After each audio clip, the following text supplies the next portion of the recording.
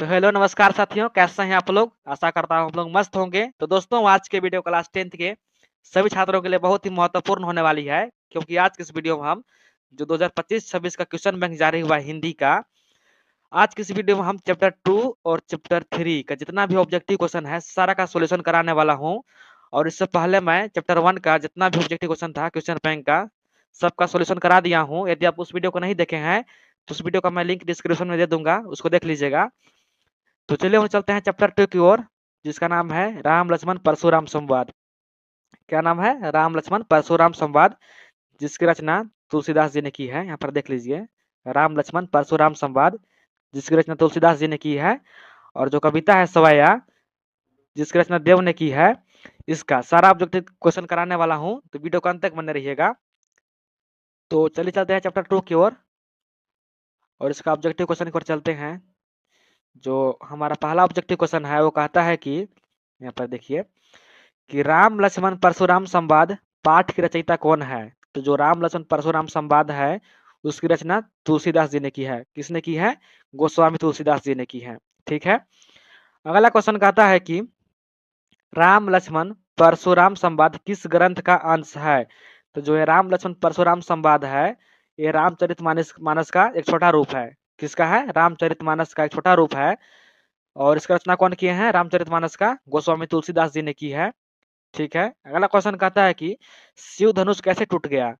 तो जो शिव धनुष था वो प्रभु श्री राम जी के केवल छूने मात्रा से टूट गया। कैसे टूट गया? केवल छूने मात्रा से। आप लोग अगर इस चैप्टर को अच्छे से पढ़े होंगे या रामायण देखे होंगे तो उसमें दिखाया गया है कि जो राम और लक्ष्मण थे वो अपने गुरु विश्वामित्र के साथ आए थे। कहाँ पर आए थे? तो जहाँ सीता जी का स्वयंवर हो रहा था वहां पर आए थे। और वहां पर एक से एक राजा वहां पर उपस्थित थे, बड़े बड़े शूरवीर योद्धा थे। और उसमें यह शर्त रखा गया था कि जो धनुष को उठाएगा उसी से सीता जी का शादी हो जाएगा। तो सभी योद्धा लोग धनुष को उठा उठा के थक गए, लेकिन किसी धनुष को नहीं उठाने पाए। लेकिन जो प्रभु श्री राम जी थे उन्होंने धनुष को हाथ लगाया और टूट गया। हाथ लगाने मात्र से क्या हो गया? टूट गया था। और धनुष टूटने के बाद वहां पर परशुराम जी आ जाते हैं, भगवान परशुराम। तो उसको पढ़ लीजिएगा अच्छे से, नहीं पढ़े होंगे तो। अगला क्वेश्चन को चलते हैं और क्वेश्चन नंबर 4 कहता है कि राम और लक्ष्मण सीता जी के स्वयंवर में किस मुनि के साथ आए थे? तो जो राम और लक्ष्मण जी थे वो किसके साथ आए थे? वो विश्वामित्र के साथ आए थे। किसके साथ आए थे? विश्वामित्र के साथ। ठीक है। अगला क्वेश्चन कहता है कि राम का संबंध किस वंश से है? तो जो प्रभु श्री राम जी थे वो सूर्यवंशी से थे। कौन जाति से थे, मतलब कौन से संबंध रखते थे? सूर्यवंशी से रखते थे। ठीक है। अगला क्वेश्चन कहता है कि क्षत्रिय कुलद्रोही कौन है? तो क्षत्रिय कुलद्रोही किसे कहा गया है? परशुराम जी को कहा गया है। क्यों कहा गया है? तो क्योंकि जो परशुराम जी थे उन्होंने 21 बार पूरे पृथ्वी में क्षत्रिय का जितना क्षत्रिय थे सभी को नष्ट कर दिए थे। कितना बार किए थे? 21 बार कर दिए थे। इसलिए उसको क्या कहते हैं? कि क्षत्रिय कुलद्रोही थे। ठीक है। और उन्होंने 21 बार जो क्षत्रिय थे उसको 21 बार नष्ट करने के बाद उन्होंने अपने पिता और भगवान को वचन दिए थे, कब उन्होंने क्षत्रिय पर कभी। अगला क्वेश्चन है कि सशस्त्र बाहु सम सो रिपु मोरा, इस पंक्ति में प्रयुक्त अलंकार कौन सा है? जो सशस्त्र बाहु सम सो रिपु मोरा है, इसमें कौन सा अलंकार है? तो अनुप्रास है। कौन सा अलंकार है? अनुप्रास अलंकार है। अगला कहता है कि सुरवीर को अपनी वीरता खालिस्तान में प्रदर्शित करनी चाहिए। कहाँ करनी चाहिए? तो जो लक्ष्मण जी थे उन्होंने परशुराम जी को कहा कि जो सुरवीर योद्धा होते हैं वो केवल बातें नहीं करते हैं, बल्कि जो अपना पराक्रम है वो कहाँ पर दिखाते हैं? युद्ध भूमि में दिखाते हैं। कहाँ दिखाते हैं? युद्ध भूमि में दिखाते हैं। ठीक है। अगला क्वेश्चन कहता है कि तुम तो कालू हक जानू लावा, पंक्ति में कौन सा अलंकार है? तो उत्प्रेक्ष अलंकार है। कौन सा अलंकार है? उत्प्रेक्ष अलंकार है। और अगला क्वेश्चन है और आखिरी क्वेश्चन है कि राम लक्ष्मण परशुराम संवाद में किस रस की प्रमुखता है? तो जो राम लक्ष्मण परशुराम संवाद है उसमें वीर रस की प्रमुखता है। कौन सा रस है? वीर रस है। ठीक है। चैप्टर 2 का सारा क्वेश्चन हो गया। अब चलते हैं चैप्टर 3 की ओर, जिसका नाम है सवैया कविता, जिसकी रचना कौन किए हैं? देव ने किए हैं। तो चलते हैं इसका पहला क्वेश्चन की ओर। और हमारा पहला क्वेश्चन है कि, यहाँ पर देख लीजिए, प्रातः काल होने पर बालक रूपी बसंत को कौन जगाता है? तो इस कविता में बताया गया है कि जो प्रातः काल मतलब सुबह होने पर बालक को कौन जगाता है? गुलाब जगाता है। ठीक है। अगला क्वेश्चन कहता है कि डर दुम खालिस्तान चटकरी दय, इस कविता की पंक्ति में निहित रस का नाम लिखिए। तो कौन सा रस है? तो वात्सल्य रस है। कौन सा रस है? वात्सल्य रस। ये सब क्वेश्चन आने वाला नहीं है, लेकिन एक बार फिर भी देख लीजिए। अगर क्वेश्चन आएगा तो छोड़ के नहीं, बल्कि सोल्व करके आना है। अगला क्वेश्चन कहता है कि देव की कविता में फटीक का अर्थ क्या है?